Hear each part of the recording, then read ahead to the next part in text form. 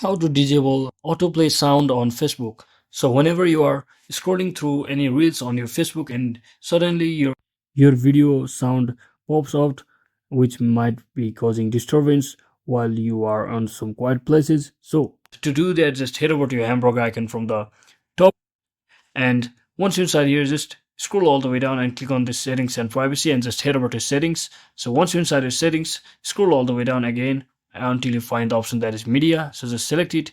And once you're inside here, you should see when you scroll down that its video is start with sound on. So just tap on this and simply disable it.